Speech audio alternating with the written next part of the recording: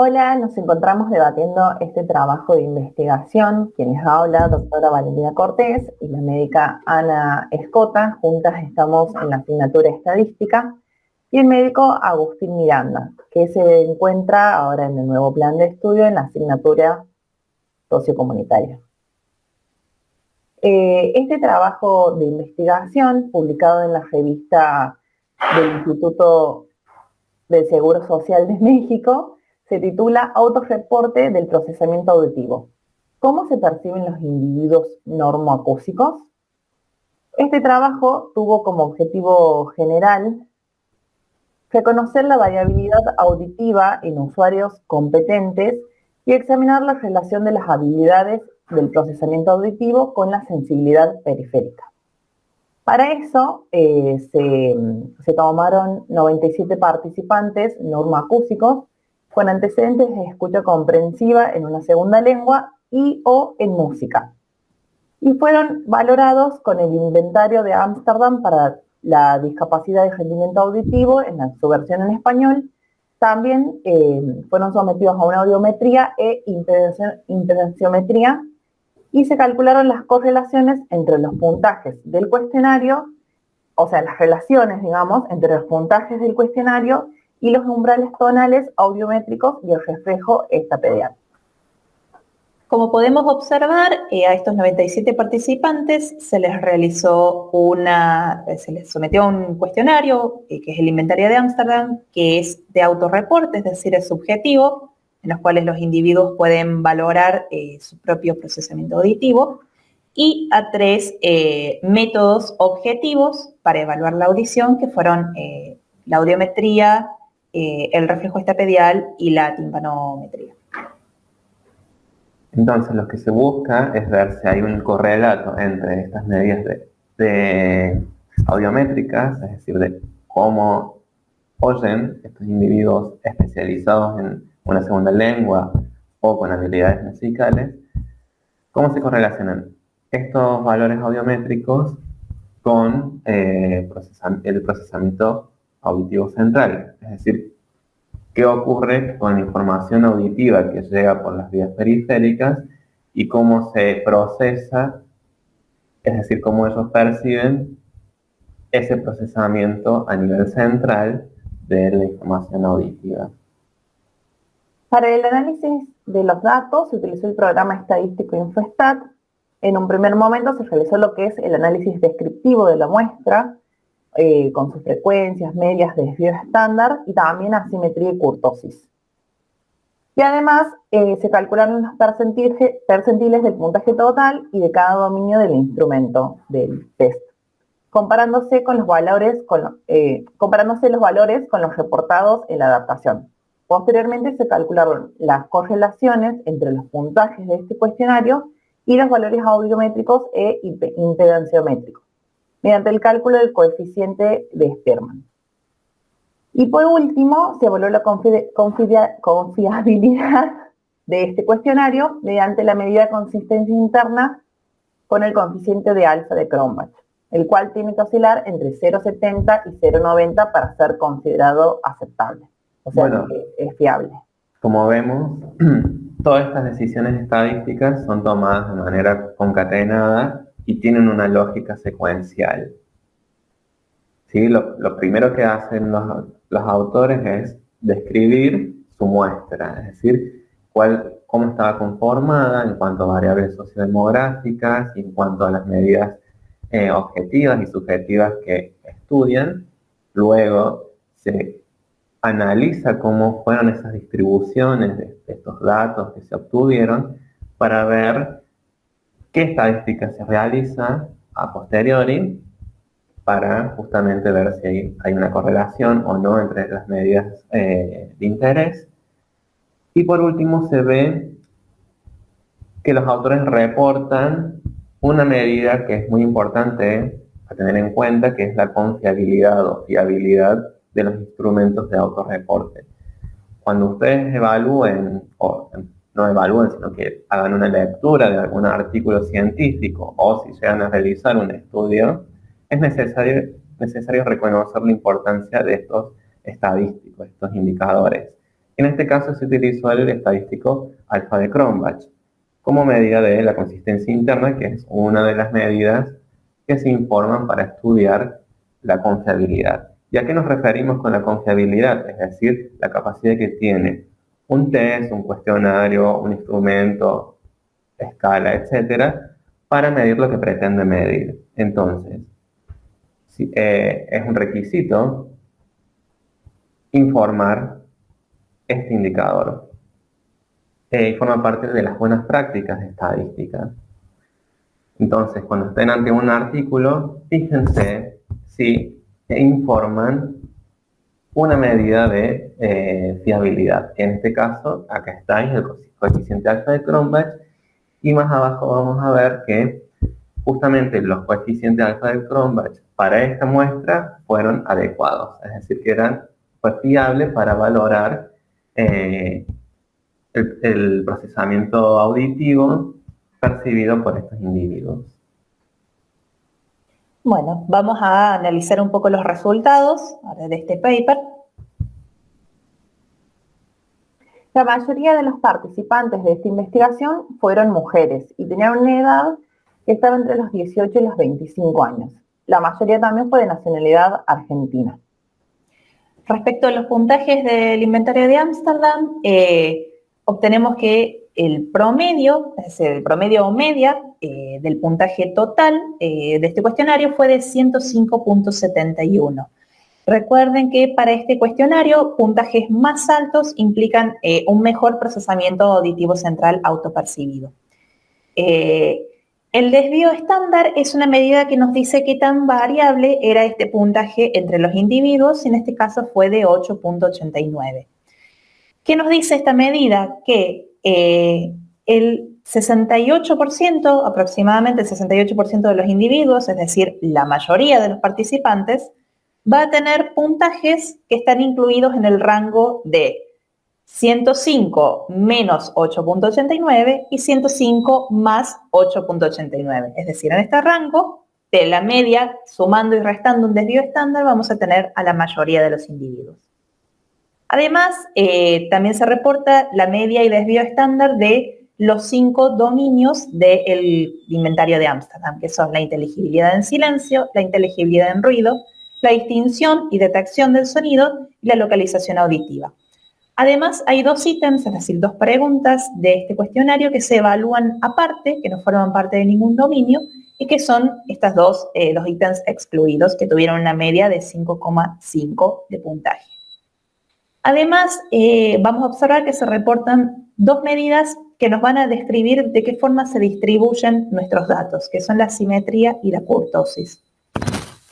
Asimetrías y kurtosis que estén comprendidas en el rango de -2 a +2 nos van a indicar que nuestros datos se acercan, tienen una tendencia a distribuirse de forma normal. Ya en un gráfico más abajo vamos a poder visualizar cómo es esta distribución de los datos. Bueno, complementariamente en esta tabla se agrega la descripción de los umbrales tonales auditivos, es decir, en decibeles, en oído derecho y oído izquierdo para todas las frecuencias, y vemos que también presentan valores que tienden a formar parte de una distribución normal si analizamos la simetría y la kurtosis. Además tenemos los umbrales del reflejo estapedial para las frecuencias 500, 100.000, 2.000 y 4.000 Hz para ambos oídos. Acá vemos que la simetría está dentro de los valores de distribución normal y vemos que hay una, con respecto a la kurtosis, está por encima del punto de corte de 2 en algunos casos. Y la timpanometría también está acá, informada en esta tabla para oído derecho y para oído izquierdo, con valores que tienden a distribuirse dentro de la normalidad. En este gráfico, que se denomina histograma, podemos observar la distribución de los puntajes totales del inventario de Ámsterdam.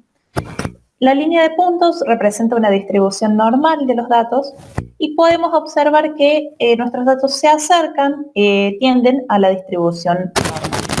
¿Por qué? Porque la mayoría de los individuos están comprendidos, o sea, tienen puntajes dentro de los valores medios, que son las barras más altas del histograma. Mientras que los valores extremadamente altos o extremadamente bajos tienen menor cantidad de individuos, es decir, tienen barras más bajas. Esto apoya el hecho de que nuestros datos tienden en su mayor parte a una distribución normal. Y en estos gráficos vamos a observar también la distribución de los datos, pero ahora según los dominios del inventario de Ámsterdam. Acá podemos observar que para casi todos los dominios, excepto para los dos ítems excluidos, la mayor parte de los individuos contaba con los puntajes más altos. Por eso las barras son más grandes, más largas en los individuos, o sea, es decir, que hay más individuos con los puntajes más altos y menos individuos que obtuvieron puntajes más bajos para los 5 dominios del cuestionario. En esta tabla podemos observar los percentiles. Para apoyar la definición de qué es un percentil vamos a utilizar una figura, pero básicamente lo que se realizó fue calcular los percentiles de nuestra muestra y compararlos con los percentiles reportados en la bibliografía para una población hispanoparlante y ver si coinciden o no estos percentiles.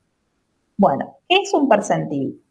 Vamos a tomar como ejemplo, en primer lugar, la variable altura. Luego lo vamos a trasladar a la variable puntaje del inventario de Ámsterdam. Suponiendo que nosotros tenemos una población de individuos, vamos a ordenar a esos individuos de menor a mayor altura, que sería lo que vemos en la figura de abajo. Entonces, una vez que los tenemos ordenados de mayor a menor, vamos a determinar dónde está el centro, es decir, dónde está el medio de esto, o sea, contamos cuántos son estos individuos y vemos quién está al medio. Ese individuo que está al medio va a corresponder al percentil 50. ¿Qué significa el percentil 50? Que la mitad de los individuos, es decir, lo que quedan hacia la izquierda de este individuo que está a la mitad, van a tener menor altura y la mitad que queda a la derecha va a tener mayor altura. Es decir, el percentil 50 nos va a dividir a nuestra población en dos mitades, la mitad de menor altura y la mitad de mayor altura. Un percentil más extremo, como puede ser el percentil 5, nos va a dividir al 5% de los individuos de menor altura del 95% de mayor altura. Mientras que un percentil 95 funciona al revés, nos va a dividir el 5% de mayor altura del 95% de menor altura. Bien, es importante saber también que cuando uno analiza la asimetría, la kurtosis y el histograma que presentamos anteriormente, analizamos justamente la forma de esta curva. Y cuando hablamos de que hay una distribución normal de los datos, estamos diciendo que presenta esta morfología de la curva, y es importante porque en el caso de que haya una distribución normal, vamos a ver que el percentil 50 coincide con la mediana, con la moda, con la media. ¿Sí? Es decir, con el promedio. El promedio, es decir, el centro de la curva está posicionado todas estas medidas de posición de la... Exacto. Bien, entonces, ¿y cuál es la utilidad de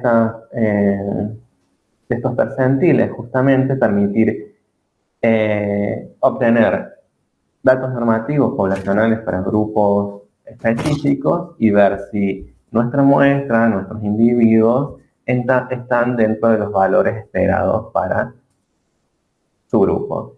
Un ejemplo clásico de los percentiles es en el control y desarrollo infantil, en donde se utilizan los percentiles de crecimiento para ver si el crecimiento está dentro de lo esperado para la edad y sexo.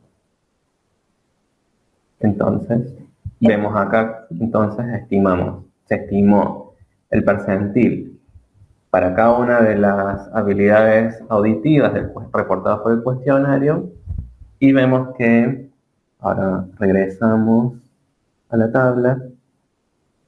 Vamos a ver que los percentiles calculados para nuestra muestra fueron muy similares a aquellos reportados para la población hispanoparlante. Ven, coinciden. Percentil 10 de la muestra con el percentil 10 de los datos normativos eran similares entre sí. En todos los casos, para los dominios y para el puntaje total. Eso quiere decir que estos individuos tenían valores esperados. Con respecto a la población. Exacto, la población hispanoparlante. Bien. Bien, finalmente, este trabajo realiza un análisis correlacional, utilizando un coeficiente que se denomina coeficiente de Spearman.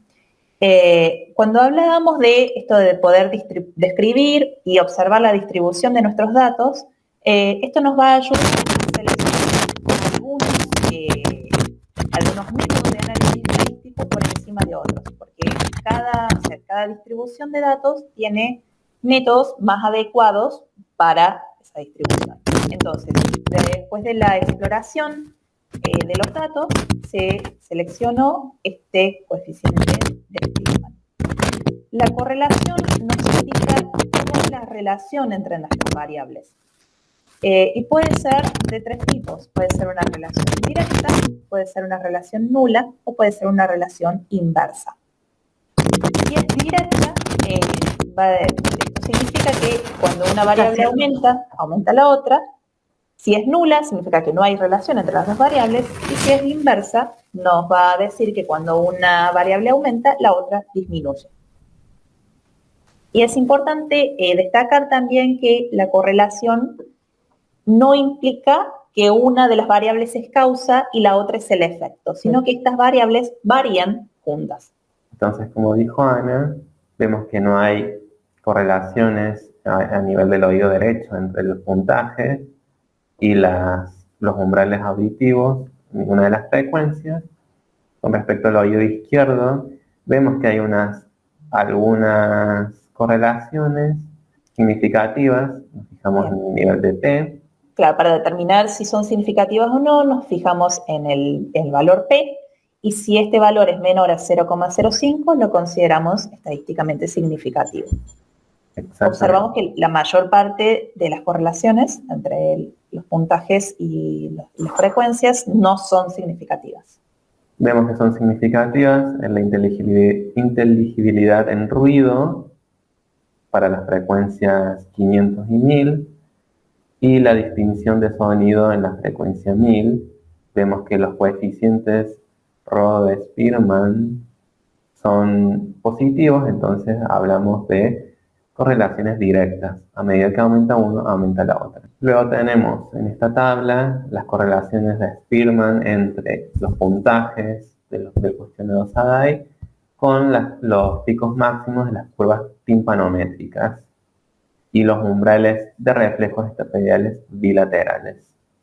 Y en estos casos no encontramos ninguna correlación significativa. Es decir, no hay relación entre estas variables estudiadas. Entonces, en conjunto de estos datos, nos están hablando de que no hay un correlato entre cómo oyen y cómo perciben su procesamiento auditivo central, es decir, cómo escuchan, cómo es la percepción de su escucha.